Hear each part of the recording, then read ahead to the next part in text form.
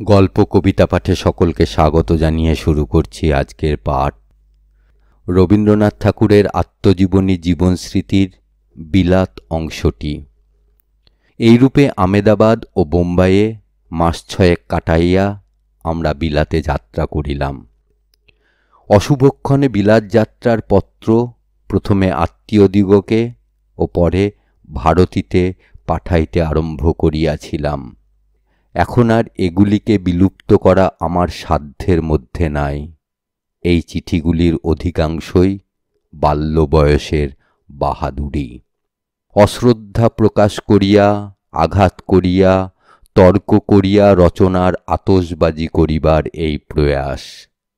শ্রদ্ধা করিবার, গ্রহণ করিবার, প্রবেশ লাভ করিবার শক্তি যে সকলের চেয়ে মহৎ শক্তি এবং বিনয়ের দ্বারাই যে সকলের চেয়ে বড় করিয়া অধিকার বিস্তার করা যায়, কাঁচা বয়সে এ কথা মন বুঝিতে চায় না। ভালো লাগা, প্রশংসা করা যেন একটা পরাভব, সে যেন দুর্বলতা। এই জন্য কেবলই খোঁচা দিয়া আপনার শ্রেষ্ঠত্ব প্রতিপন্ন করিবার এই চেষ্টা আমার কাছে আজ হাস্যকর হইতে পারিত, যদি ইহার ঔদ্ধত্য ও অসরলতা আমার কাছে কষ্টকর না হইত। ছেলেবেলা হইতে বাহিরের পৃথিবীর সঙ্গে আমার সম্বন্ধ ছিল না বলিলেই হয়। এমন সময় হঠাৎ 17 বছর বয়সে বিলাতের জনসমুদ্রের মধ্যে ভাসিয়া পড়িলে খুব একচোট হাবুডুবু খাইবার আশঙ্কা ছিল। কিন্তু আমার মেজ বউ ঠাকরুন তখন ছেলেদের লইয়া ব্রাইটনে বাস করিতেছিলেন।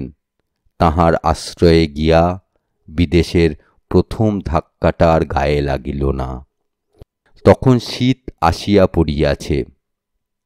একদিন রাত্রে ঘরে বসিয়া আগুনের ধারে গল্প করিতেছি।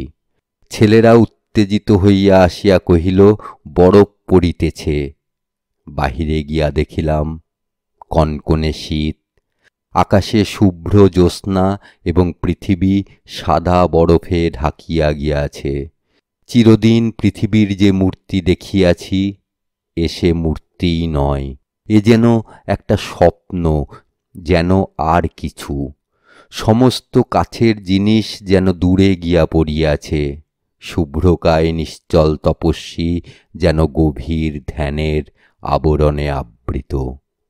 অকস্মাৎ ঘরের বাহির হইয়াই এমন আশ্চর্য বিরাট সৌন্দর্য আর কখনো দেখি নাই। বউ ঠাকুরানীর যত্নে এবং ছেলেদের বিচিত্র উৎপাত উপদ্রবের আনন্দে দিন বেশ কাটিতে লাগিল। ছেলেরা আমার অদ্ভুত ইংরেজি উচ্চারণে ভারী আমোদ বোধ করিল।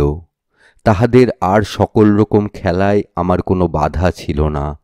কেবল তাহাদের এই আমোদটাতে আমি সম্পূর্ণ মনে যোগ দিতে পারিতাম না।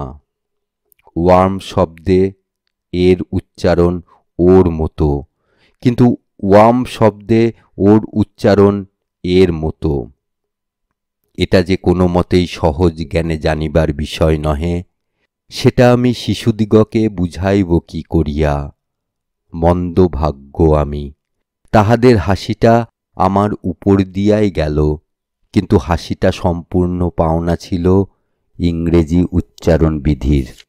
এই দুটি ছোট ছেলের মন ভোলাইবার, তাহাদিগকে হাসাইবার, আমোদ দিবার নানা প্রকার উপায় আমি প্রতিদিন উদ্ভাবন করিতাম। ছেলে ভোলাইবার সেই উদ্ভাবনী শক্তি খাটাইবার প্রয়োজন তাহার পরে আরও অনেকবার ঘটিয়াছে।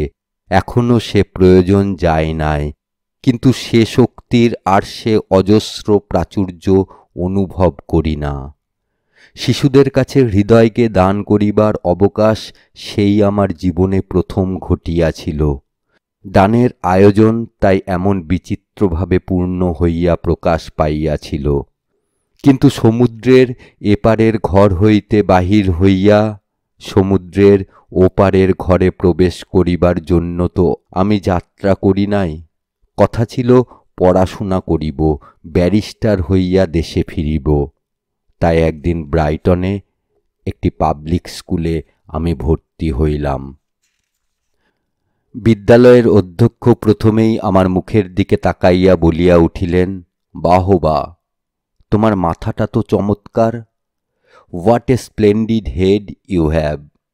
এই ছোট কথাটা যে আমার মনে আছে তাহার কারণ এই যে, বাড়িতে আমার দর্পহরণ করিবার জন্য যাহার প্রবল অধ্যবসায় ছিল, তিনি বিশেষ করিয়া আমাকে এই কথাটি বুঝাইয়া দিয়াছিলেন যে আমার ললাট এবং মুখশ্রী পৃথিবীর অন্য অনেকের সহিত তুলনায় কোনো মতে মধ্যম শ্রেণীর বলিয়া গণ্য হইতে পারে। আশা করি এটাকে পাঠকেরা আমার গুণ বলিয়াই ধরিবেন যে আমি তাহার কথা সম্পূর্ণ বিশ্বাস করিয়াছিলাম এবং আমার সম্বন্ধে সৃষ্টিকর্তার নানা প্রকার কার্পণ্যে দুঃখ অনুভব করিয়া নীরব হইয়া থাকিতাম। এইরূপে ক্রমে ক্রমে তাহার মতের সঙ্গে বিলাতবাসীর মতের দুটো একটা বিষয়ে পার্থক্য দেখিতে পাইয়া অনেকবার আমি গম্ভীর হইয়া ভাবিয়াছি, হয়তো উভয় দেশের বিচারের প্রণালী ও আদর্শ সম্পূর্ণ বিভিন্ন। ব্রাইটনের এই স্কুলের একটা জিনিস লক্ষ্য করিয়া আমি বিস্মিত হইয়াছিলাম। ছাত্রেরা আমার সঙ্গে কিছুমাত্র রূঢ় ব্যবহার করে নাই। অনেক সময় তাহারা আমার পকেটের মধ্যে কমলালেবু, আপেল প্রভৃতি ফল গুঁজিয়া দিয়া পলাইয়া গিয়াছে। আমি বিদেশী বলিয়াই আমার প্রতি তাহাদের এইরূপ আচরণ, ইহাই আমার বিশ্বাস। এই স্কুলেও আমার বেশি দিন পড়া চলিল না। সেটা স্কুলের দোষ নয়। তখন তারকপালিত মহাশয় ইংল্যান্ডে ছিলেন। তিনি বুঝিলেন এমন করিয়া আমার কিছু হইবে না। তিনি মেজদাদাকে বলিয়া আমাকে লন্ডনে আনিয়া প্রথমে একটা বাসায় একলা ছাড়িয়া দিলেন। সে বাসাটা ছিল রিজেন্ট উদ্যানের সম্মুখেই। তখন ঘোরতর শীত। সম্মুখের বাগানের গাছগুলায় একটিও পাতা নাই। বরফে ঢাকা আঁকাবাঁকা রোগা ডালগুলা লইয়া তাহারা সারি সারি আকাশের দিকে তাকাইয়া খাড়া দাঁড়াইয়া আছে। দেখিয়া আমার হাড়গুলার মধ্যে পর্যন্ত যেন শীত করিতে থাকিত।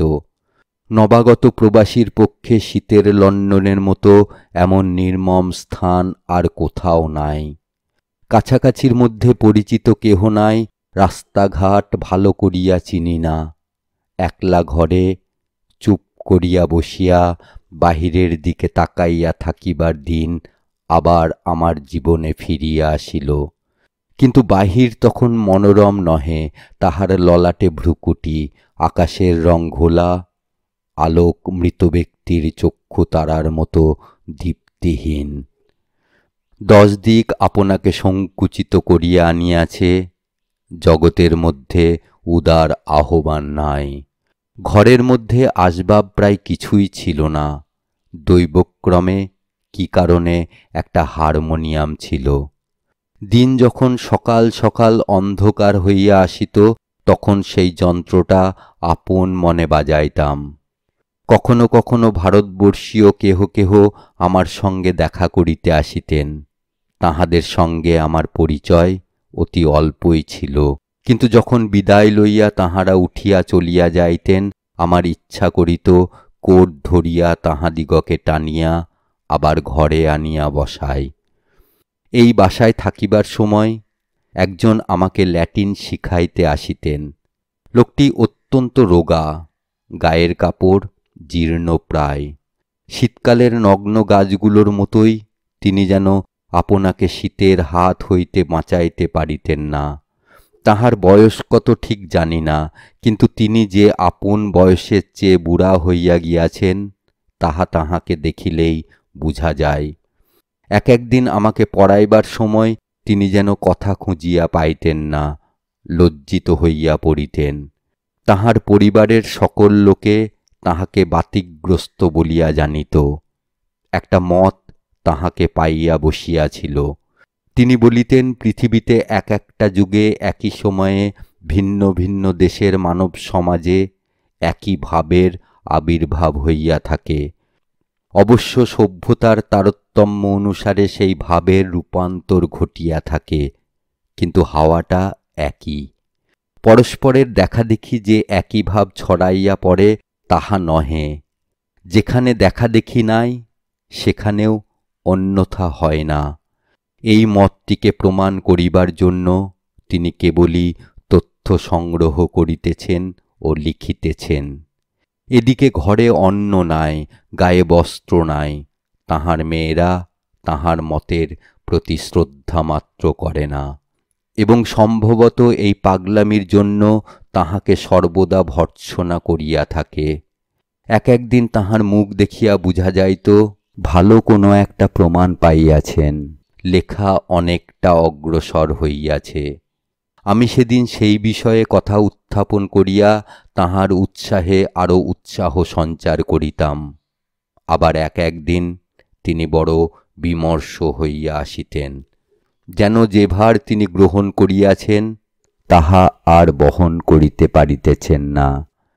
সেদিন পড়ানোর পদে পদে বাধা ঘটিত, চোখ দুটো কোন শূন্যের দিকে তাকাইয়া থাকিত, মনটাকে কোনো মতেই প্রথম পাঠ্য ল্যাটিন ব্যাকরণের মধ্যে টানিয়া আনিতে পারিতেন না।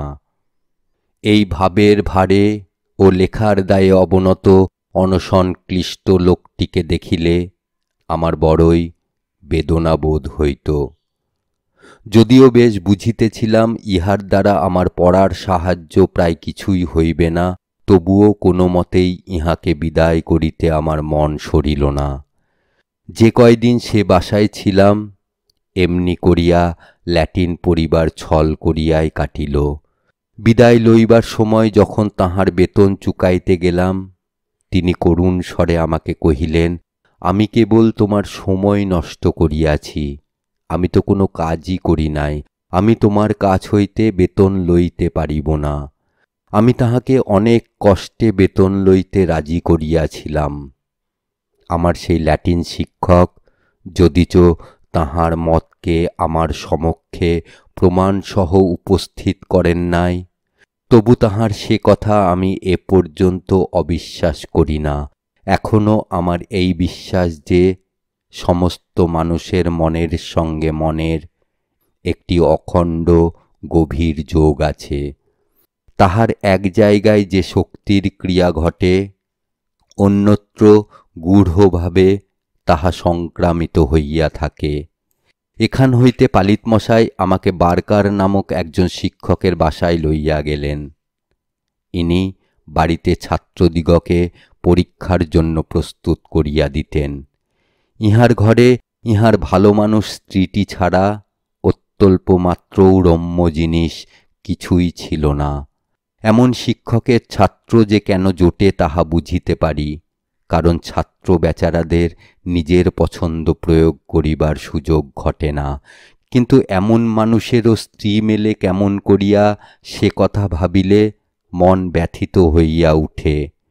বার্কার জায়ার সান্ত্বনার সামগ্রী ছিল একটি কুকুর, কিন্তু স্ত্রীকে যখন বার্কার দণ্ড দিতে ইচ্ছা করিতেন তখন পীড়া দিতেন সেই কুকুরকে। সুতরাং এই কুকুরকে অবলম্বন করিয়া মিসেস বার্কার আপনার বেদনার ক্ষেত্রকে আরও খানিকটা বিস্তৃত করিয়া তুলিয়াছিলেন। এমন সময়ে বউ ঠাকুরানী যখন ডেভনশিয়ারের টর্কিনগর হইতে ডাক দিলেন, তখন আনন্দে সেখানে দৌড় দিলাম। সেখানে পাহাড়ে, সমুদ্রে, ফুল বিছানো প্রান্তরে, পাইন বনের ছায়ায় আমার দুইটি লীলাচঞ্চল শিশুসঙ্গীকে লইয়া কি সুখে কাটিয়াছিল বলিতে পারি না। দুই চক্ষু যখন মুগ্ধ, মন আনন্দে অভিষিক্ত এবং অবকাশে পূর্ণ দিনগুলি নিষ্কণ্টক সুখের বোঝা লইয়া প্রত্যহ অনন্তের নিস্তব্ধ নীলাকাশ সমুদ্রে পাড়ি দিতেছে, তখন কেন যে মনের মধ্যে কবিতা লেখার তাগিদ আসিতেছে না, এই কথা চিন্তা করিয়া এক একদিন মনে আঘাত পাইয়াছি। তাই একদিন খাতা হাতে, ছাতা মাথায়, নীল সাগরের শৈলবেলায় কবির কর্তব্য পালন করিতে গেলাম। জায়গাটি সুন্দর বাছিয়াছিলাম, কারণ সেটা তো ছন্দও নহে, ভাবও নহে। একটি সমুচ্চ শিলাতট চিরব্যগ্রতার মতো সমুদ্রের অভিমুখে শূন্যে ঝুঁকিয়া রহিয়াছে। সম্মুখের ফেনরেখাঙ্কিত তরল নীলিমার দোলার উপর দিনের আকাশ দোল খাইয়া তরঙ্গের কলগানে হাসি মুখে ঘুমাইতেছে। পশ্চাতে সারি বাঁধা পাইনের সুগন্ধি ছায়াখানি বনলক্ষ্মীর আলস্যস্খলিত আঁচলটির মতো ছড়াইয়া পড়িয়াছে। সেই শিলাসনে বসিয়া মগ্নতরী নামে একটি কবিতা লিখিয়াছিলাম। সেইখানেই সমুদ্রের জলে সেটাকে মগ্ন করিয়া দিয়া আসিলে আজ হয়তো বসিয়া বসিয়া ভাবিতে পারিতাম যে সে জিনিসটা বেশ ভালোই হইয়াছিল, কিন্তু সে রাস্তা বন্ধ হইয়া গেছে। দুর্ভাগ্যক্রমে এখনো সে সশরীরে সাক্ষ্য দিবার জন্য বর্তমান। গ্রন্থাবলী হইতে যদিও সে নির্বাসিত, তবু সপিনা জারি করিলে তাহার ঠিকানা পাওয়া দুঃসাধ্য হইবে না। কিন্তু কর্তব্যের পেয়াদা নিশ্চিন্ত হইয়া নাই। আবার তাগিদ আসিল। আবার লন্ডনে ফিরিয়া গেলাম। এবারে ডাক্তার স্কট নামে একজন ভদ্র গৃহস্থের ঘরে আমার আশ্রয় জুটিল। একদিন সন্ধ্যার সময় বাক্স তোরঙ্গ লইয়া তাহাদের ঘরে প্রবেশ করিলাম। বাড়িতে কেবল পক্ককেশ ডাক্তার, তাহার গৃহিণী ও তাহাদের বড় মেয়েটি আছেন। ছোট দুইজন মেয়ে ভারতবর্ষীয় অতিথির আগমন আশঙ্কায় অভিভূত হইয়া কোনো আত্মীয়ের বাড়ি পলায়ন করিয়াছেন। বোধ করি যখন তাহারা সংবাদ পাইলেন আমার দ্বারা কোনো সাংঘাতিক বিপদের আশু সম্ভাবনা নাই, তখন তাহারা ফিরিয়া আসিলেন। অতি অল্প দিনের মধ্যেই আমি ইহাদের ঘরের লোকের মতো হইয়া গেলাম। মিসেস স্কট আমাকে আপন ছেলের মতোই স্নেহ করিতেন। তাহার মেয়েরা আমাকে যেরূপ মনের সঙ্গে যত্ন করিতেন তাহা আত্মীয়দের কাছ হইতেও পাওয়া দুর্লভ। এই পরিবারে বাস করিয়া একটি জিনিস আমি লক্ষ্য করিয়াছি, মানুষের প্রকৃতি সব জায়গাতেই সমান। আমরা বলিয়া থাকি, এবং আমিও তাহা বিশ্বাস করিতাম, যে আমাদের দেশে প্রতিভক্তির একটি বিশিষ্টতা আছে, ইউরোপে তাহা নাই। কিন্তু আমাদের দেশের সাধ্বী গৃহিণীর সঙ্গে মিসেস স্কটের আমি তো বিশেষ পার্থক্য দেখি নাই। স্বামীর সেবায় তাহার সমস্ত মন ব্যাপৃত ছিল। মধ্যবিত্ত গৃহস্থ ঘরে চাকর বাকরদের উপসর্গ নাই, প্রায় সব কাজই নিজের হাতে করিতে হয়। এই জন্য স্বামীর প্রত্যেক ছোটোখাটো কাজটিও মিসেস স্কট নিজের হাতে করিতেন।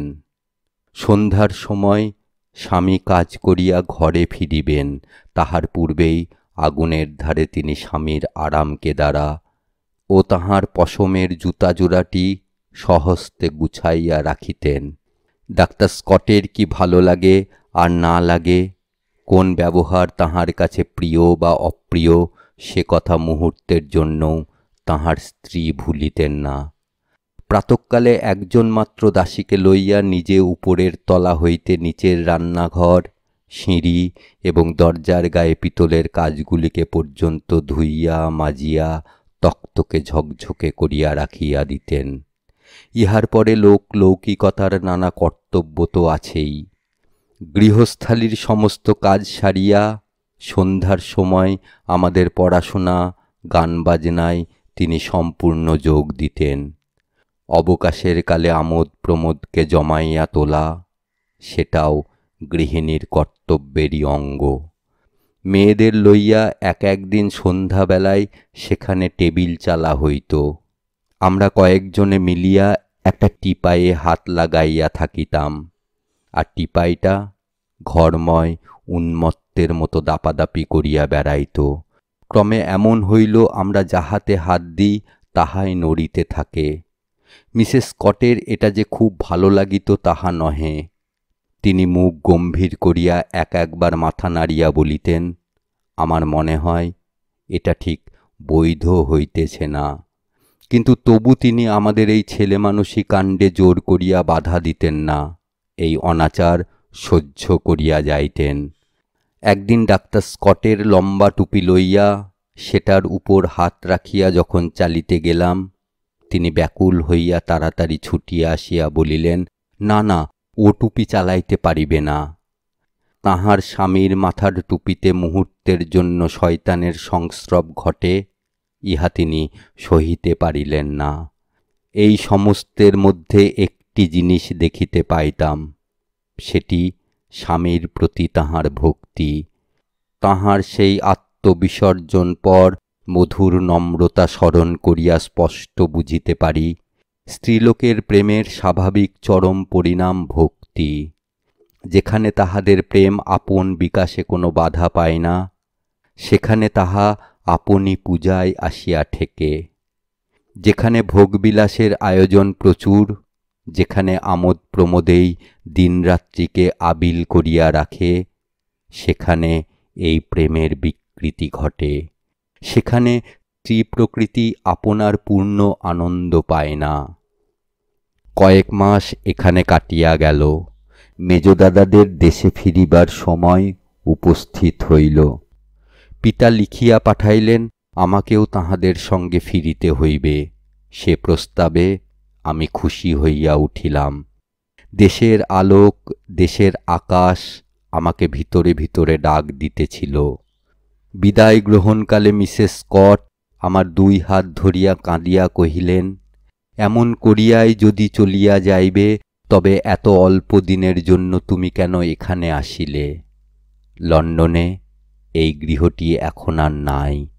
এই ডাক্তার পরিবারের কেহ বা পরলোকে, কেহ বা ইহলোকে কে কোথায় চলিয়া গিয়াছেন, তাহার কোনো সংবাদই জানি না।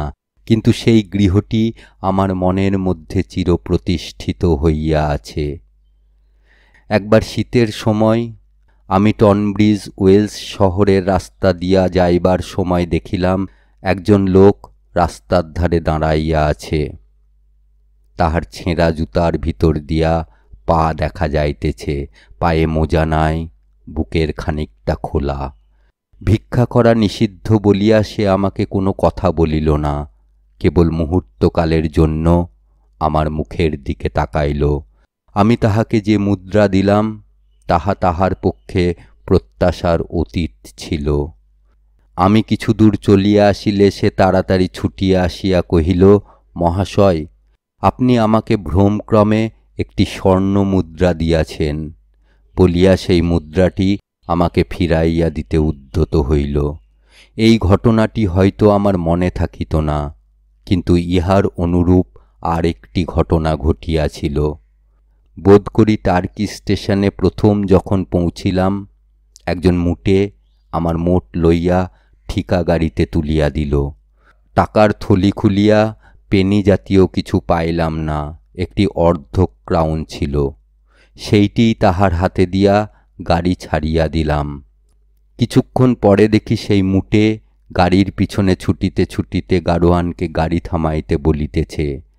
আমি মনে ভাবিলাম সে আমাকে নির্বোধ বিদেশী ঠাওরাইয়া আরও কিছু দাবি করিতে আসিতেছে। গাড়ি থামিলে সে আমাকে বলিল, আপনি বোধ করি পেনি মনে করিয়া আমাকে অর্ধ ক্রাউন দিয়াছেন। যতদিন ইংল্যান্ডে ছিলাম কেহ আমাকে বঞ্চনা করে নাই তাহা বলিতে পারি না, কিন্তু তাহা মনে করিয়া রাখিবার বিষয় নহে, এবং তাহাকে বড় করিয়া দেখিলে অবিচার করা হইবে। আমার মনে এই কথাটা খুব লাগিয়াছে যে যাহারা নিজে বিশ্বাস নষ্ট করে না, তাহারাই অন্যকে বিশ্বাস করে। আমরা সম্পূর্ণ বিদেশী, অপরিচিত, যখন খুশি ফাঁকি দিয়া দৌড় মারিতে পারি। তবু সেখানে দোকানে বাজারে কেহ আমাদিগকে কিছু সন্দেহ করে নাই। যতদিন বিলাতে ছিলাম, শুরু থেকে শেষ পর্যন্ত একটি প্রহসন আমার প্রবাসবাসের সঙ্গে জড়িত হইয়াছিল। ভারতবর্ষের একজন উচ্চ ইংরেজ কর্মচারীর বিধবা স্ত্রীর সহিত আমার আলাপ হইয়াছিল। তিনি স্নেহ করিয়া আমাকে রুবি বলিয়া ডাকিতেন। তাহার স্বামীর মৃত্যু উপলক্ষে তাহার ভারতবর্ষীয় এক বন্ধু ইংরেজিতে একটি বিলাপ গান রচনা করিয়াছিলেন। তাহার ভাষানৈপুণ্য ও কবিত্ব শক্তি সম্বন্ধে অধিক বাক্য ব্যয় করিতে ইচ্ছা করি না। আমার দুর্ভাগ্যক্রমে সেই কবিতাটি বেহাগ রাগিণীতে গাহিতে হইবে এমন একটা উল্লেখ ছিল। আমাকে একদিন তিনি ধরিলেন, এই গানটা তুমি বেহাগ রাগিণীতে গাহিয়া আমাকে শোনাও। আমি নিতান্ত ভালো মানুষই করিয়া তাহার কথাটা রক্ষা করিয়াছিলাম। সেই অদ্ভুত কবিতার সঙ্গে বেহাগ সুরের সম্মিলনটা যে কিরূপ হাস্যকর হইয়াছিল, তাহা আমি ছাড়া বুঝিবার দ্বিতীয় কোনো লোক সেখানে উপস্থিত ছিল না। মহিলাটি ভারতবর্ষীয় সুরে তাহার স্বামীর শোকগাথা শুনিয়া খুব খুশি হইলেন।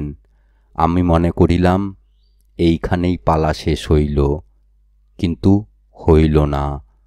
সেই বিধবা রমণীর সঙ্গে নিমন্ত্রণ সভায় প্রায়ই আমার দেখা হইত।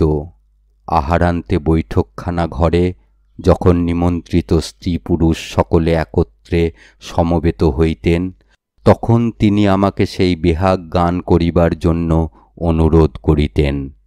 অন্য সকলে ভাবিতেন ভারতবর্ষীয় সঙ্গীতের একটা বুঝি আশ্চর্য নমুনা শুনিতে পাইবেন। তাহারা সকলে মিলিয়া সানুনয় অনুরোধে যোগ দিতেন। মহিলাটির পকেট হইতে সেই ছাপানো কাগজখানি বাহির হইত, আমার কর্ণমূল রক্তিম আভা ধারণ করিত। নতশিরে লজ্জিত কণ্ঠে গান ধরিতাম। স্পষ্টই বুঝিতে পারিতাম এই শোকগাথার ফল আমার পক্ষে ছাড়া আর কাহারও পক্ষে যথেষ্ট শোচনীয় হইত না। গানের শেষে চাপা হাসির মধ্য হইতে শুনিতে পাইতাম, thank you very much, how interesting. তখন শীতের মধ্যেও আমার শরীর ঘর্মাক্ত হইবার উপক্রম করিত। এই ভদ্রলোকের মৃত্যু আমার পক্ষে যে এত বড় একটা দুর্ঘটনা হইয়া উঠিবে, তাহা আমার জন্মকালে বা তাহার মৃত্যুকালে কে মনে করিতে পারিত। তাহার পর আমি যখন ডাক্তার স্কটের বাড়িতে থাকিয়া লন্ডন ইউনিভার্সিটিতে পড়া আরম্ভ করিলাম, তখন কিছুদিন সেই মহিলাটির সঙ্গে আমার দেখা সাক্ষাৎ বন্ধ ছিল। লন্ডনের বাহিরে কিছু দূরে তাহার বাড়ি ছিল। সেই বাড়িতে যাইবার জন্য তিনি প্রায় আমাকে অনুরোধ করিয়া চিঠি লিখিতেন। আমি শোকগাথার ভয়ে কোনো মতেই রাজি হইতাম না। অবশেষে একদিন তাহার সানুনয় একটি টেলিগ্রাম পাইলাম। টেলিগ্রাম যখন পাইলাম, তখন কলেজে যাইতেছি। এদিকে তখন কলিকাতায় ফিরিবার সময়ও আসন্ন হইয়াছে। মনে করিলাম এখান হইতে চলিয়া যাইবার পূর্বে বিধবার অনুরোধটা পালন করিয়া যাইব। কলেজ হইতে বাড়ি না গিয়া একেবারে স্টেশনে গেলাম।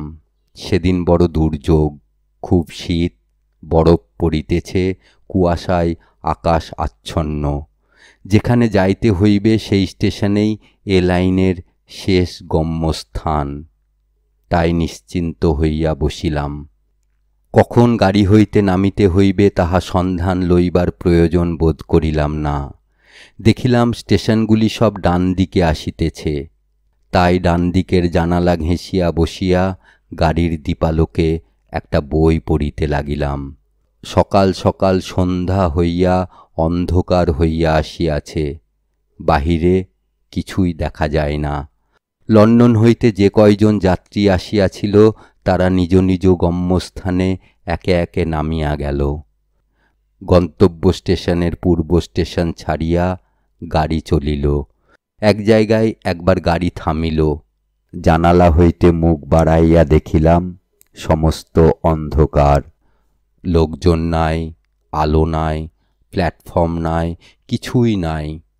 ভিতরে যাহারা থাকে তাহারাই প্রকৃত তত্ত্ব জানা হইতে বঞ্চিত। রেলগাড়ি কেন যে অস্থানে অসময়ে থামিয়া বসিয়া থাকে, রেলের আরোহীদের তাহা বুঝিবার উপায় নাই। অতএব পুনরায় পড়ায় মন দিলাম। কিছুক্ষণ বাদে গাড়ি পিছু হটিতে লাগিল। মনে ঠিক করিলাম রেলগাড়ির চরিত্র বুঝিবার চেষ্টা করা মিথ্যা। কিন্তু যখন দেখিলাম যে স্টেশনটি ছাড়িয়া গিয়াছিলাম সেই স্টেশনে আসিয়া গাড়ি থামিল, তখন উদাসীন থাকা আমার পক্ষে কঠিন হইল। স্টেশনের লোককে জিজ্ঞাসা করিলাম, অমুক স্টেশন কখন পাওয়া যাইবে? সে কহিল, সেইখান হইতেই তো এ গাড়ি এইমাত্র আসিয়াছে। ব্যাকুল হইয়া জিজ্ঞাসা করিলাম, কোথায় যাইতেছে? সে কহিল, লন্ডনে। বুঝিলাম এ গাড়ি খেয়া গাড়ি, পারাপার করে। ব্যতিব্যস্ত হইয়া হঠাৎ সেখানে নামিয়া পড়িলাম। জিজ্ঞাসা করিলাম, উত্তরের গাড়ি কখন পাওয়া যাইবে? সে কহিল, আজ রাত্রে নয়। জিজ্ঞাসা করিলাম, কাছাকাছির মধ্যে সরাই কোথাও আছে? সে বলিল, 5 মাইলের মধ্যে না। প্রাতে 10টার সময় আহার করিয়া বাহির হইয়াছি, ইতিমধ্যে জলস্পর্শ করি নাই। কিন্তু বৈরাগ্য ছাড়া যখন দ্বিতীয় কোনো পথ খোলা না থাকে, তখন নিবৃত্তিই সবচেয়ে সোজা। মোটা ওভারকোটের বোতাম গলা পর্যন্ত আঁটিয়া স্টেশনের দীপস্তম্ভের নিচে বেঞ্চের উপর বসিয়া বই পড়িতে লাগিলাম। বইটা ছিল স্পেন্সারের ডেটা অফ এথিক্স। সেটি তখন সবেমাত্র প্রকাশিত হইয়াছে। গত্যন্তর যখন নাই, তখন এই জাতীয় বই মনোযোগ দিয়া পড়িবার এমন পরিপূর্ণ অবকাশ আর জুটিবে না, এই বলিয়া মনকে প্রবোধ দিলাম। কিছুকাল পরে পোর্টার আসিয়া কহিল, আজ একটি স্পেশাল আছে, আধ ঘণ্টার মধ্যে আসিয়া পৌঁছিবে। শুনিয়া মনে এত স্ফূর্তির সঞ্চার হইল যে তাহার পর হইতে ডেটা অফ এথিক্সে মনোযোগ করা আমার পক্ষে অসাধ্য হইয়া উঠিল। 7টার সময় যেখানে পৌঁছিবার কথা, সেখানে পৌঁছিতে 9:30 হইল। গৃহকর্ত্রী কহিলেন, এ কি রুবি, ব্যাপারখানা কি? আমি আমার আশ্চর্য ভ্রমণ বৃত্তান্তটি খুব যে সগর্বে বলিলাম, তাহা নয়। তখন সেখানকার নিমন্ত্রিতগণ ডিনার শেষ করিয়াছেন। আমার মনে ধারণা ছিল যে আমার অপরাধ যখন স্বেচ্ছাকৃত নহে, তখন গুরুতর দণ্ডভোগ করিতে হইবে না। বিশেষত রমণী যখন বিধানকর্ত্রী। কিন্তু উচ্চপদস্থ ভারত কর্মচারীর বিধবা স্ত্রী আমাকে বলিলেন, এসো রুবি, 1 পেয়ালা চা খাইবে। আমি কোনোদিন চা খাই না, কিন্তু জঠরানল নির্বাপনের পক্ষে পেয়ালা যৎ কিঞ্চিৎ সাহায্য করিতে পারে মনে করিয়া গোটা 2 চক্রাকার বিস্কুটের সঙ্গে সেই কড়া চা গিলিয়া ফেলিলাম। বৈঠকখানা ঘরে আসিয়া দেখিলাম অনেকগুলি প্রাচীনা নারীর সমাগম হইয়াছে। তাহাদের মধ্যে একজন সুন্দরী যুবতী ছিলেন। তিনি আমেরিকান এবং তিনি গৃহস্বামিনীর যুবক ভ্রাতুষ্পুত্রের সহিত বিবাহের পূর্বে পূর্বরাগের পালা উদযাপন করিতেছেন।